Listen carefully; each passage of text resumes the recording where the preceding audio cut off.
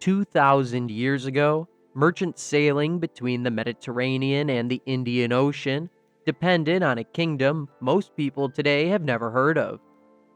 Goods moved through its highland markets: ivory and gold, glassware and spices, textiles and coins stamped with royal faces. Greek and Roman writers listed it among the great powers of their world. Yet today its cities lie quiet, its trade routes forgotten, and its rise remains one of Africa's least widely told stories. This was Aksum, a kingdom that grew in the northern Ethiopian highlands during the 1st century CE. It sat at a geographic crossroads, connected to the Red Sea through the port of Adulis and linked inland to caravan networks stretching deep into Africa. From this position, Aksum became a mediator between continents, moving goods, ideas, and people across enormous distances. Its rulers minted their own coins, a rare practice in ancient sub-Saharan Africa, signaling both the wealth and influence internationally that the kings here had. But Aksum's most striking legacy rises directly from the earth. Across the ancient cities stand towering stone stelae, some reaching heights of over 20 meters. These monuments were carved from single blocks of igneous stone and decorated to resemble multi-story buildings, complete with carved windows and doorways. Archaeologists believe they marked elite burial complexes, but questions remain. How were such massive stones quarried and raised with the technology available at the time? Why did rulers choose these architectural symbols to represent authority and power? The answers are still being studied, and the engineering methods behind the largest monuments remain only partially understood. Aksum's story also carries a transformation that reshaped the region's identity.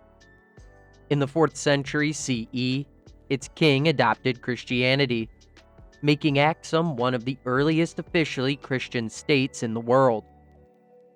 The decision linked the kingdom to religious networks stretching from the eastern Mediterranean into the Horn of Africa. Stone churches rose with massive walls and narrow windows, their interiors lit by dim shafts of light. Christian crosses appeared on coins where pagan crescents had been.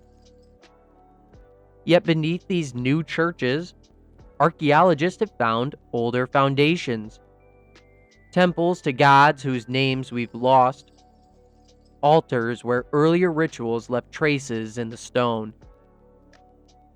The transformation layered new beliefs onto old, creating a religious landscape that still shapes Ethiopia today. Then, slowly, Aksum declined. Trade routes shifted as new powers rose along the Red Sea. The soil may have grown exhausted from centuries of agriculture. Some researchers point to evidence of erosion, deforestation, and the slow draining of once fertile valleys. Political centers moved southward into the Ethiopian highlands, leaving Aksum's markets empty, its ports abandoned. By the early medieval period, the kingdom's global prominence had faded.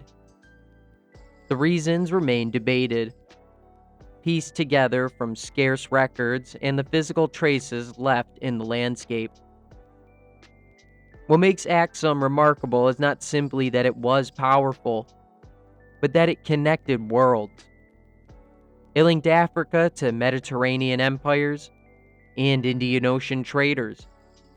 It produced monuments that rivaled the engineering ambitions of better-known ancient civilizations.